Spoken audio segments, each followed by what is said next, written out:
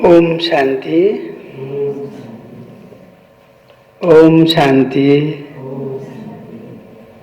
ओम शांति।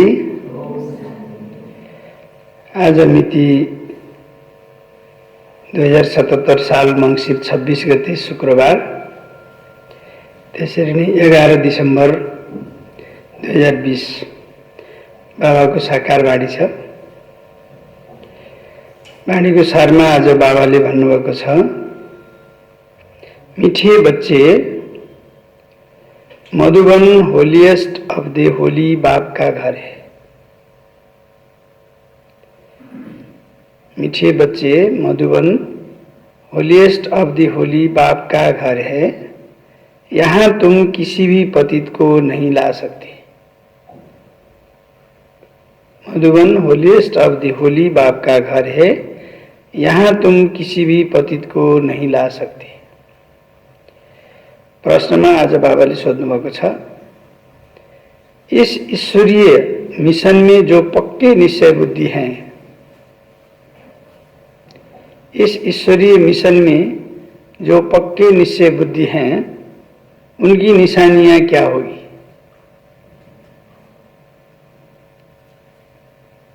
इस ईश्वरीय मिशन में जो पक्के निश्चय बुद्धि हैं, उनकी निशानियां क्या होगी? अच्छा, बाबाले उत्तरमा बताउनु भएको छ। बाबाको उत्तर सुनौँ है त।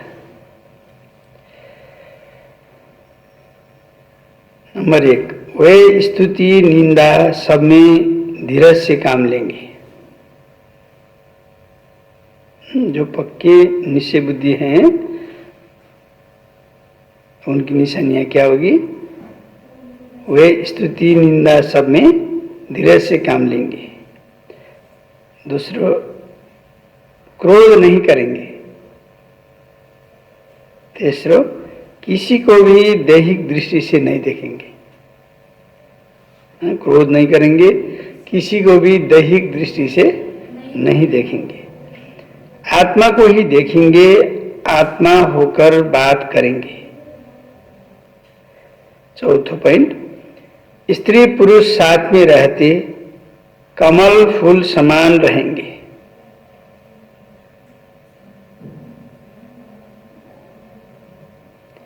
स्त्री पुरुष साथ में रहते कमल फूल समान रहेंगे। पांचवा, किसी भी प्रकार की तमन्ना इच्छा नहीं रखेंगे।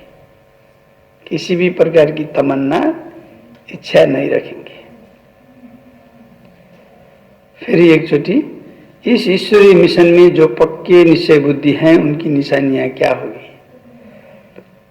उत्तर में, वे स्तुति निंदा सब में धीरज से काम लेंगे, क्रोध नहीं करेंगे, किसी को भी दैहिक दृष्टि से नहीं देखेंगे, आत्मा को ही देखेंगे, आत्मा होकर बात करेंगे।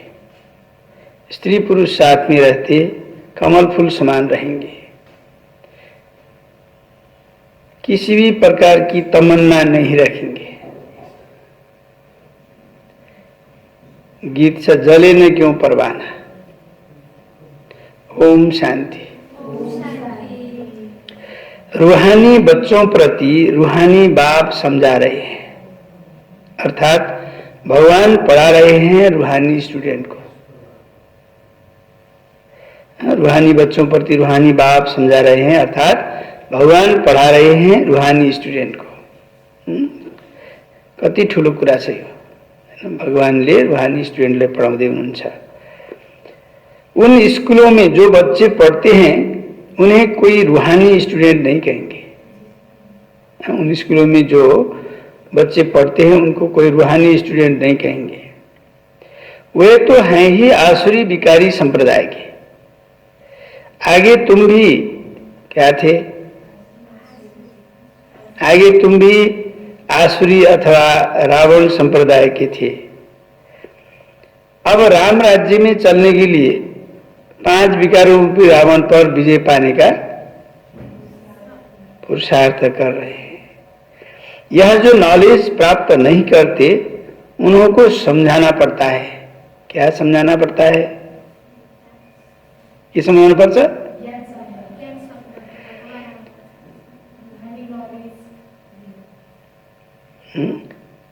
बाबाले भन्नुहुन्छ अब राम राज्य में चलने के लिए 5 विकारों रूपी रावण पर जीत पाने का पुरुषार्थ कर रहे हो।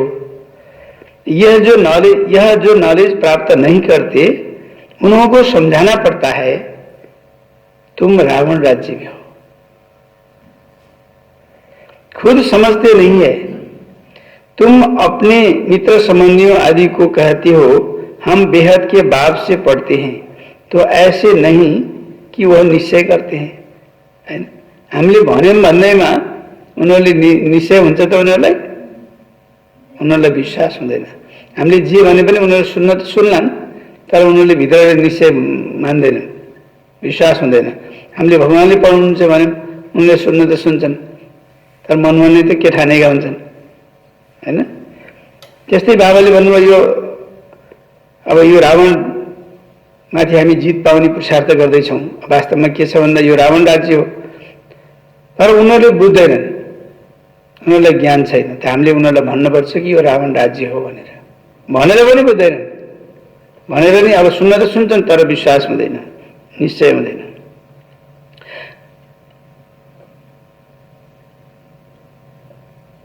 कितना भी बाप कहे या भगवान कहे तो भी निश्चय नहीं करते। नए को तो यहाँ आने का हुक्म नहीं है, बिगर चिट्ठी व बिगर पूछे तो कोई आ भी नहीं सकते, परंतु कहां कहां कोई आ जाते हैं, यह भी कायदे का उल्लंघन है। न सोधिकन चिट्ठी नलिकन आउने कुरा हुँदैन, आउन सक्दैन, तैपनि कोही कोही आउँछन्। त बाबाले भन्नुहुन्छ यो पनि कायदे का उल्लंघन है, अर्थात नियम को उल्लंघन हो। एक एक का पूरा समाचार नाम आदि लिख पूछना होता है, इनको भेज दो। फिर बाबा कहते हैं भले भेज दो। अगर आसुरी पतित दुनिया के स्टूडेंट होंगे तो बाप समझाएंगे, वह पढ़ाई तो बिकारी पतित पढ़ाते हैं, यहाँ फिर ईश्वर पढ़ाते हैं। उस पढ़ाई से पाई पैसे का दर्जा मिलता है। हर कोई बहुत बड़ा इम्तहान पास करते हैं, फिर कहाँ तक कमाते रहेंगे, विनाश तो सामने खड़ा है। नेचुरल कैलिमिटीज भी सब आने वाली है, यह भी तुम समझते हो। जो नहीं समझते हैं उन्हों को बाहर विजिटिंग रूम में बिठाए समझाना होता है। यह है ईश्वरीय पढ़ाई। इसमें निश्चय बुद्धि विजयंती होंगे, अर्थात विश्व पर राज्य करेंगे। रावण संप्रदाय वाले तो यह जानते नहीं, इसमें बड़ी खबरदारी चाहिए।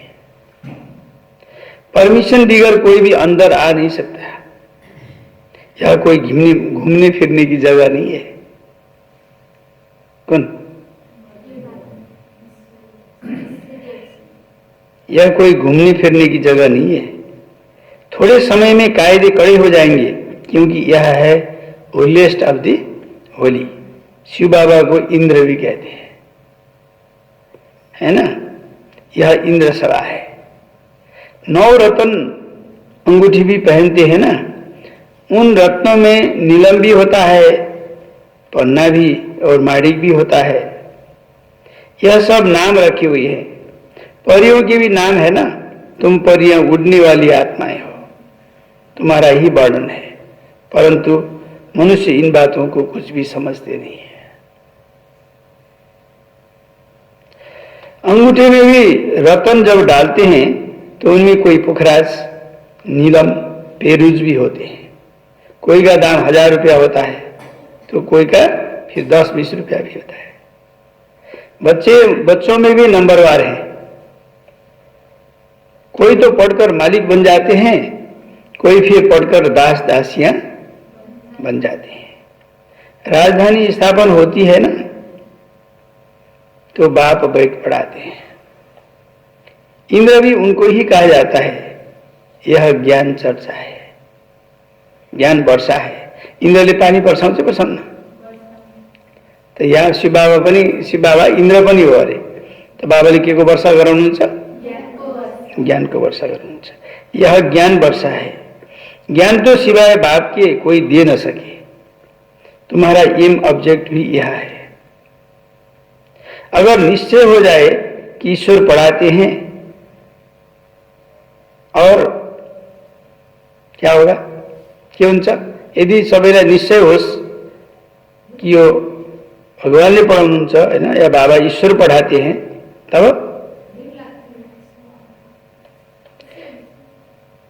वहाँ पढ़ाई को छोडेंगे नहीं। हाँ, यदि निश्चय हुन्थ्यो कि ईश्वरले पढाउनुहुन्छ भनेर, जसलाई निश्चय हुन्छ उसले पढाइलाई छोड्दैन। जो होंगे ही पत्थर बुद्धि, उनको कभी तीर नहीं लगेगा। जो पत्थर बुद्धि छ उसलाई राम्रो लाग्यो नि भित्र तीर लाग्दैन। आकर चलते चलते फिर गिर पड़ते हैं। तीर नहीं लगेगा तो क्या लगेगा?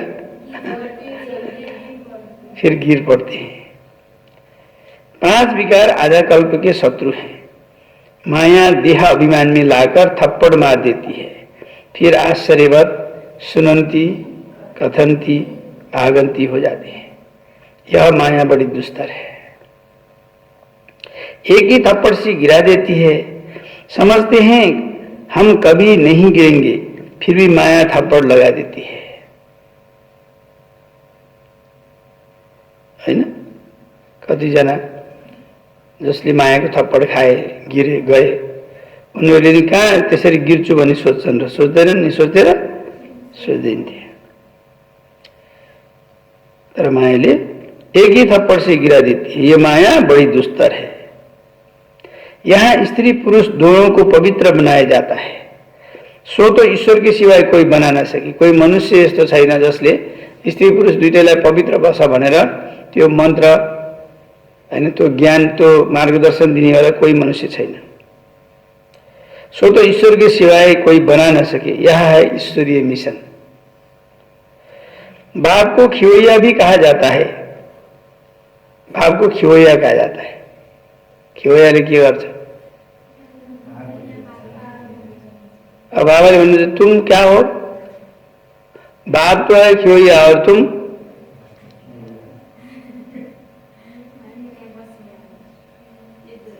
बाप है खिवैया और बाबाले भन्छ तुम हो नैया, और नैया को फिर खिवैया पार लगाते हैं। खिवैया आते हैं सभी की नैया को पार लगाने। कहते भी हैं सच की नैया डोलेगी परंतु डूबेगी नहीं। कितने ढेर के ढेर मठपंथ हैं। ज्ञान और भक्ति की जैसे लड़ाई होती है।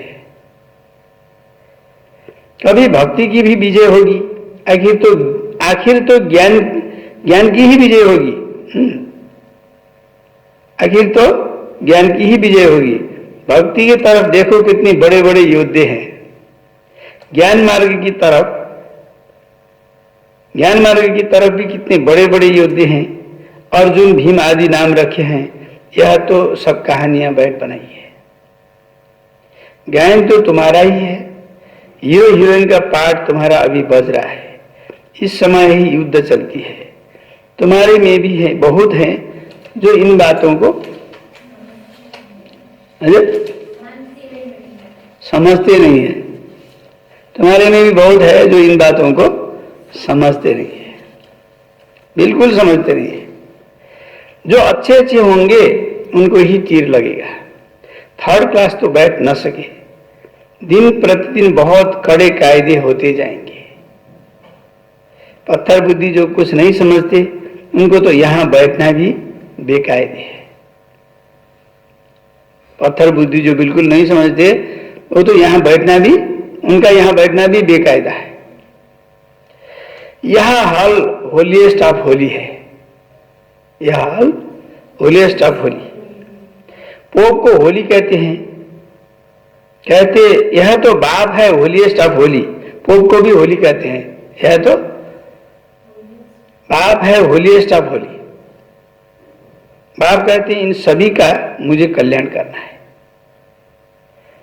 यह सब विनाश हो जाने वाले हैं। यह भी कोई सब थोड़े ही समझते हैं। फल सुनते हैं परंतु एक कान से सुन दूसरे कान से निकाल देते हैं। न कुछ धारण करते हैं न कराते हैं। ऐसे गूंगे बहरे भी बहुत हैं।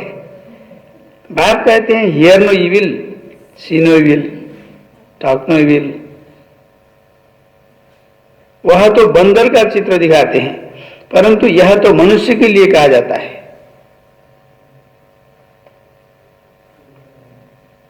मनुष्य इस समय बंदर से भी बदतर है।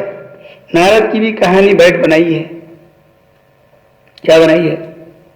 नारद की भी कहानी बैठ बनाई है। क्या है नारद की कहानी?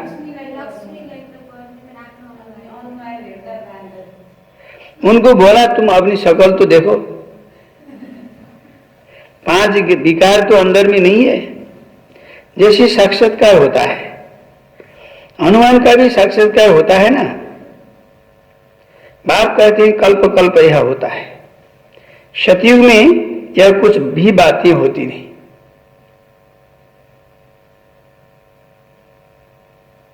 यह पुरानी दुनिया ही खत्म हो जाएगी।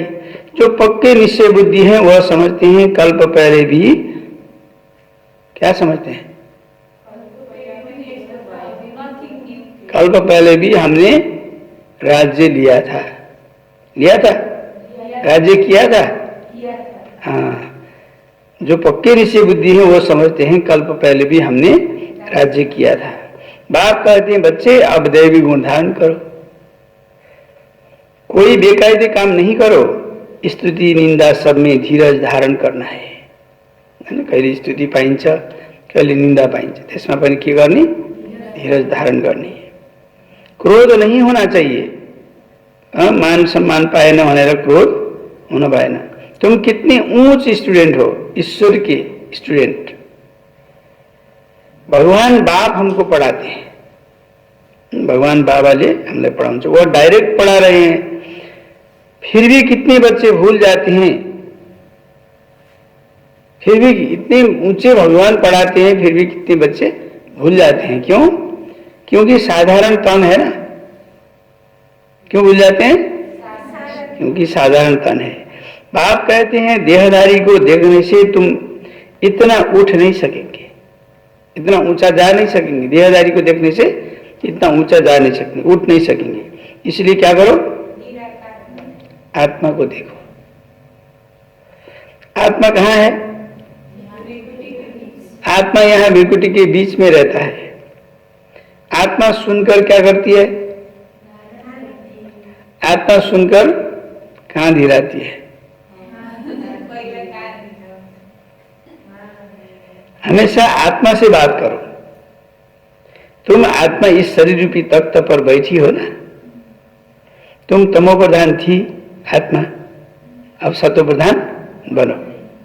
अपने को आत्मा समझ बाप को याद करने से देह का भान छूट जाएगा। आधा कल्प का देह अभिमान रहा हुआ है। इस समय सब देह अभिमानी है। अब बाप कहते हैं देही अभिमानी बनो।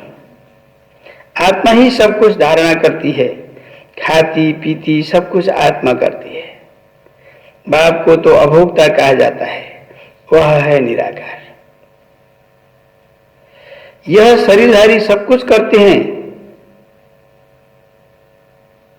यह शरीरधारी सब कुछ करते हैं और वह खाता पीता नहीं, कुछ नहीं, अभोक्ता है। तो इसकी फिर वो लोग कॉपी बैठ करते हैं। कितना मनुष्यों को ठगते हैं।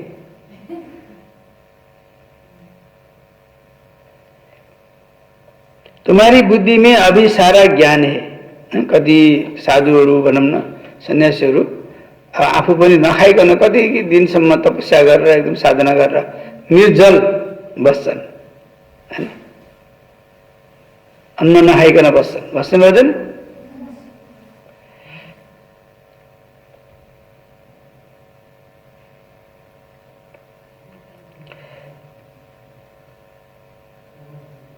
तुम्हारी बुद्धि में अभी सारा ज्ञान है। कल्प पहले जिन्होंने समझा था वही समझेंगे। बाप कहते हैं मैं ही कल्प कल्प आकर तुमको पढ़ाता हूँ और साक्षी हो देखता हूँ। नंबरवार पुरुषार्थ अनुसार जो पढ़ा था वही पढ़ेंगे। टाइम लगता है। कहते हैं कलयुग अभी 40,000 वर्ष शेष है।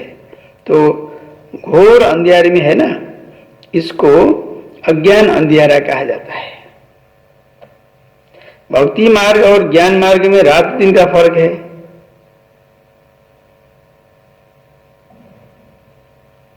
यह भी समझने की बातें हैं। बच्चे बड़ी खुशी में डूबे हुए रहने चाहिए। सब कुछ है, कोई तमन्ना नहीं। जानते हैं कल्प पहले मिसल हमारी सब मनोकामनाएं पूरी होती है, इसलिए पेट भरा रहता है।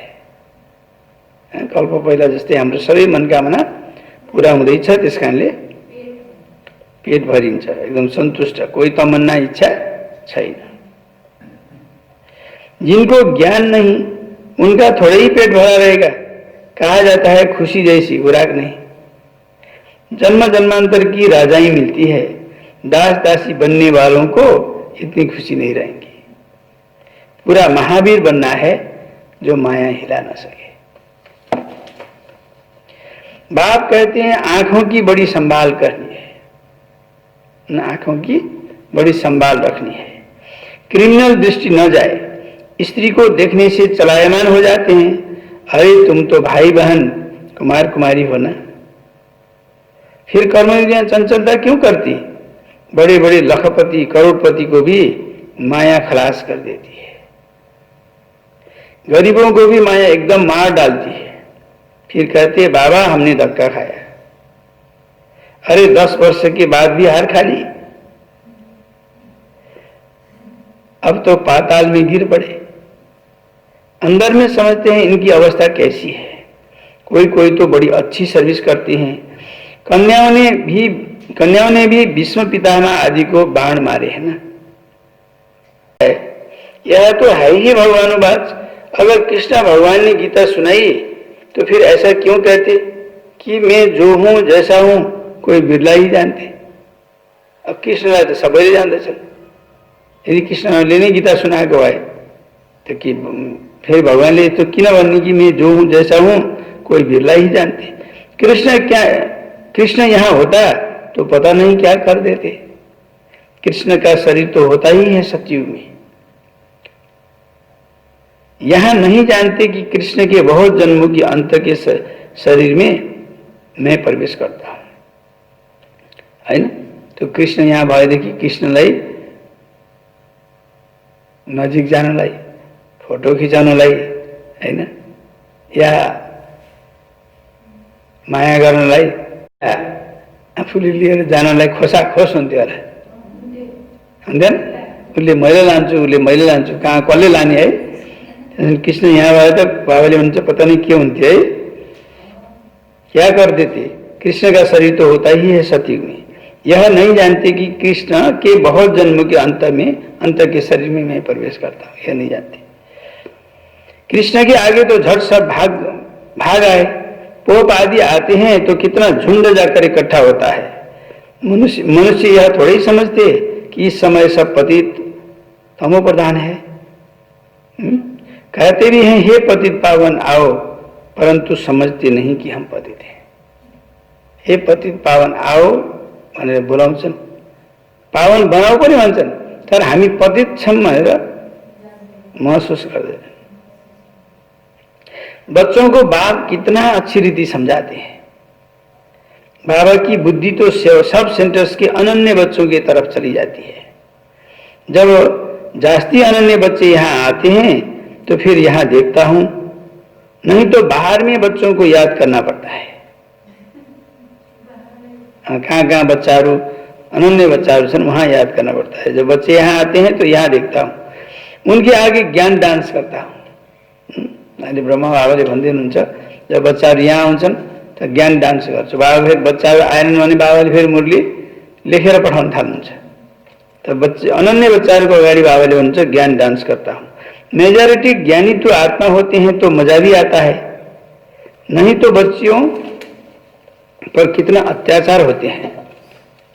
कल्प कल्प सहन करना पड़ता है। ज्ञान में आने से फिर भक्ति भी छूट जाती है। घर में समझो मंदिर है, स्त्री पुरुष दोनों भक्ति करते हैं। स्त्री को ज्ञान की चटक लग जाती है और भक्ति छोड़ देती तो कितना हंगामा हो जाएगा। विकार में भी न जाए, शास्त्र आदि न पढ़े तो झगड़ा होगा ना, है ना। शास्त्र पनि पढ़ने चलन छ दुनिया में, है ना।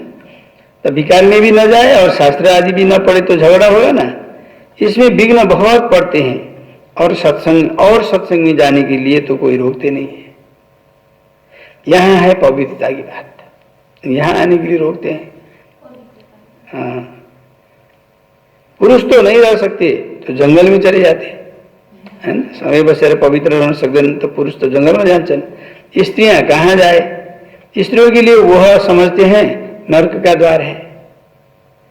बाप कहते हैं यह तो स्वर्ग का द्वार है, तुम बच्चियां अभी स्वर्ग स्थापन करती हो। तुम बच्चियां अभी स्वर्ग का स्थापन करती हो।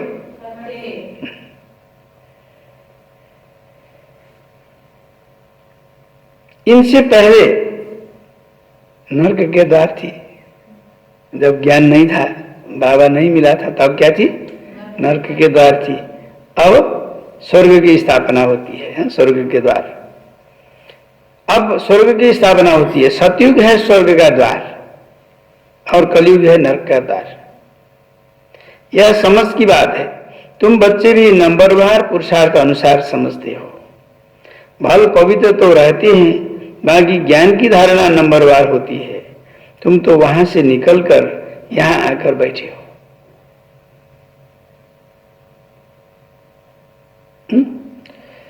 तुम बच्चे भी नंबरवार पुरुषार्थ अनुसार समझती हो। सब बराबर नहीं समझते हैं, नंबरवार पुरुषार्थ अनुसार समझती हो। भल पवित्र तो रहते हैं, बाकी ज्ञान की धारणा नंबरवार होती है। पवित्र तो सब रहते हैं, लेकिन ज्ञान की धारणा नंबरवार होती है। तुम तो वहां से निकलकर यहां आकर बैठे हो। कहां से निकलकर? परंतु अब तो समझाया जाता है गृहस्थ व्यवहार में रहना है।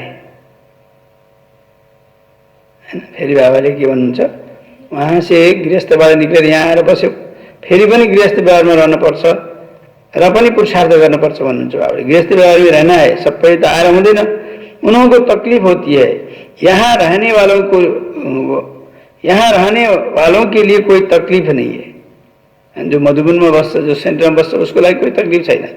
तर जो गृहस्थमा रहन्छ उसलाई तकलीफ छ। तर रहनु त फेरि गृहस्थमै छ हैन। बाबाले के भन्नुभएको छ? सबलाई छोडेर आऊ त भन्नुभएको छैन। तो बाप समझाते हैं कमल फूल समान गृहस्थ व्यवहार में रहते पवित्र रहो। सो भी इस अंतिम जन्म की बात है। गृहस्थ व्यवहार में रहते हुए अपने को आत्मा समझो। आत्मा ही सुनती है, आत्मा ही यह बनी है, आत्मा ही जन्म जन्मांतर भिन्न भिन्न ड्रेस पहनती आई है। अब हम आत्माओं को वापिस जाना है, बाप से योग लगाना है। मूल बात है यह। क्या है मूल बात? बाप से योग लगाना है। बाप कहते हैं मैं आत्माओं से बात करता हूं। आत्मा भृकुटी के बीच रहती है और क्या करती है? आत्मा इस भृकुटी के बीच में रहती है और आंखों से देखती है, कानों से सुनती है, इस ऑर्गन्स द्वारा सुनती है, देखती है। आत्मा इनमें नहीं होती तो शरीर मुर्दा बन जाता है, देखता सुनता नहीं। बाप कितना वंडरफुल ज्ञान आकर देते हैं। परमात्मा बिगड़ तो यह बातें कोई समझा न सके। सन्यासी आदि कोई आत्मा को थोड़े ही देखते हैं, वह तो आत्मा को परमात्मा समझते हैं। दूसरा फिर कहते आत्मा में लेप छेप नहीं लगता है। शरीर को धोने गंगा में चले जाते हैं। यह नहीं समझते कि पतित तो आत्मा बनती है। शरीर को धोने के लिए गंगा में चले जाते हैं, आत्मा समझते नहीं।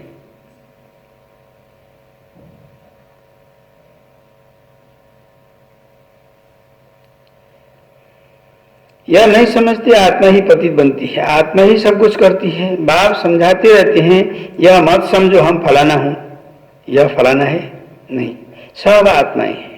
जाति पाति का कोई भेद नहीं करना चाहिए। अपने को आत्मा समझो।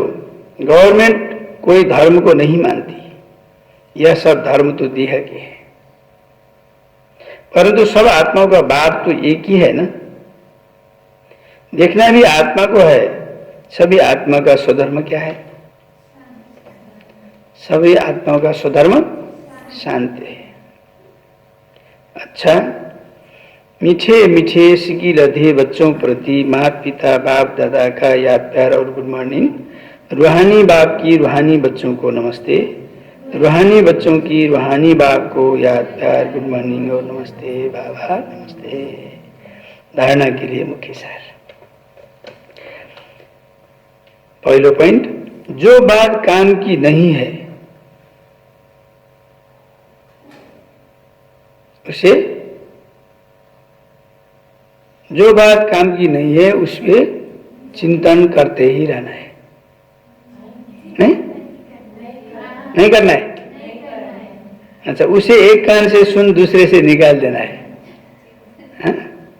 जो बात काम की नहीं है उसे एक कान से सुन दूसरे कान से निकाल देना है। Hear no evil, see no evil, talk no evil. जो शिक्षाएं देता है उसे धारण करना है। आप जो शिक्षाएं देता है उसे धारण करना है। जो बात काम की नहीं है उसे एक कान से सुन दूसरे से निकाल देना है। Hear no evil, see no evil, talk no evil. बाप जो शिक्षाएं देता है उसे धारण करना है। दूसरा पॉइंट, कोई भी हद की तमन्नाएं नहीं रखनी है। कोई भी हद की तमन्नाएं नहीं रखनी है। आंखों की बड़ी संभाल रखनी है। क्रिमिनल दृष्टि न जाए। कोई भी कर्म इंद्रिय चलायमान न हो। खुशी से भरपूर रहना है।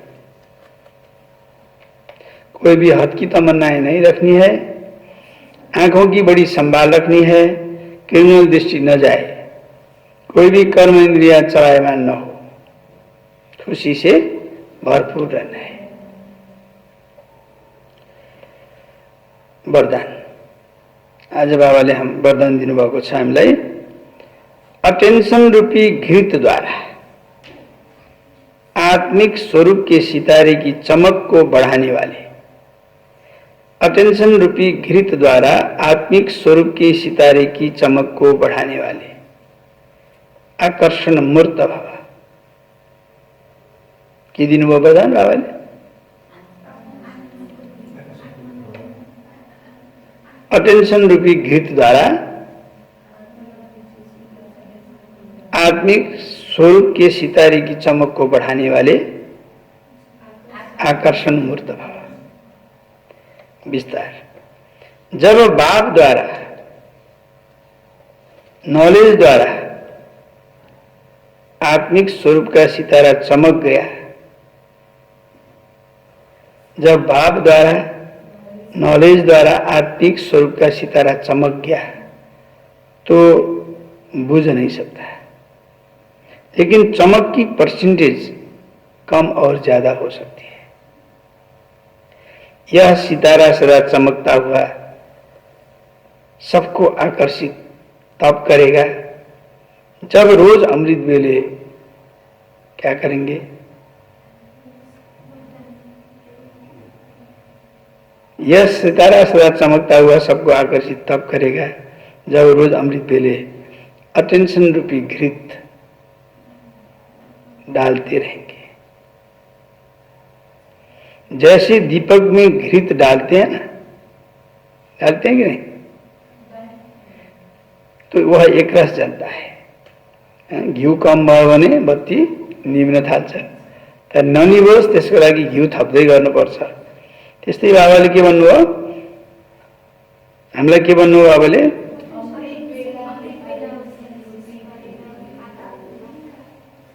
जब बाबाद्वारा दिएको ज्ञान, जब बाबाद्वारा दिएको ज्ञान द्वारा चाहिँ आत्मिक स्वरूपको सितारा चम्क्यो भने फेरि निभ्न सक्दैन। तर निभिहाल्छ कि भनेर गर्न के पर्यो?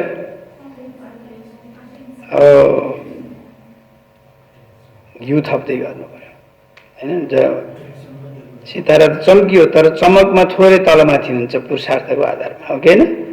त्यो कसरी चमकमा घिउ कम भयो भने फेरि त्यसको चमक कम हुन्छ। त के गर्नु पर्यो? अमृत बेला अटेंशन रूपी घिउ थप्दै गर्नु पर्यो।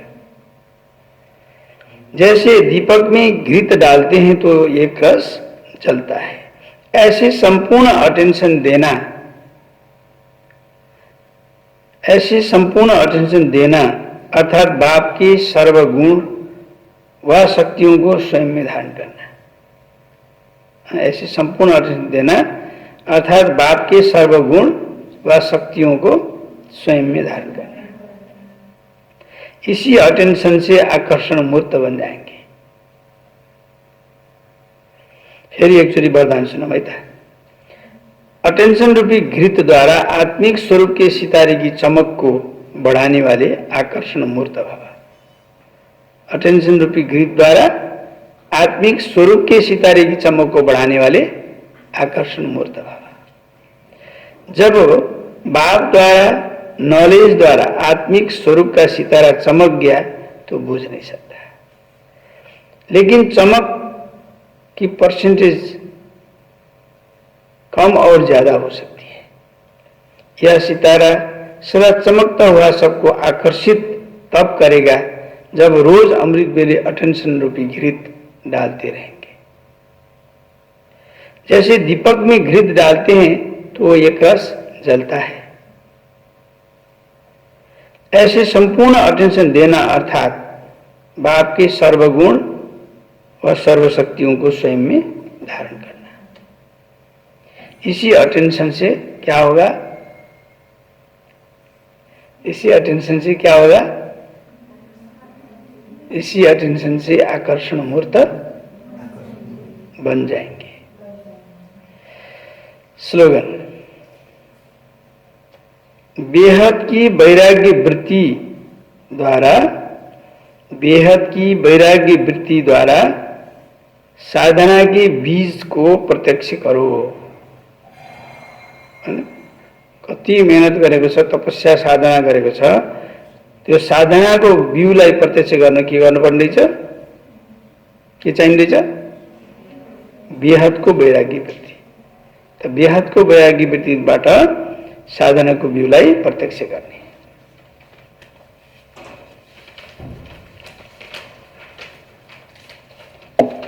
आजको मुरलीको सारमा के थियो?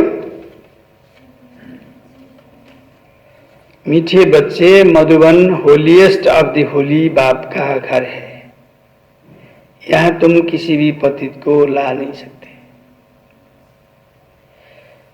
प्रश्न थियो, इस ईश्वरीय मिशन में जो पक्के निश्चय बुद्धि हैं उनकी निशानियां क्या होगी?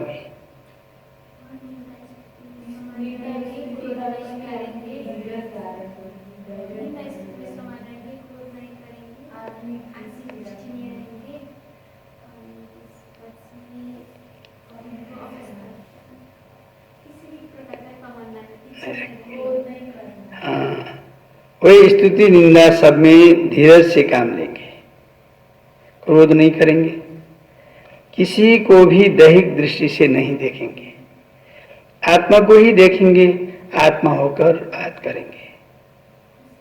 स्त्री पुरुष साथ में रहते कमल पुष्प समान, कमल फूल समान रहेंगे, किसी भी प्रकार की तमन्ना इच्छा नहीं रखेंगे। ओम शांति।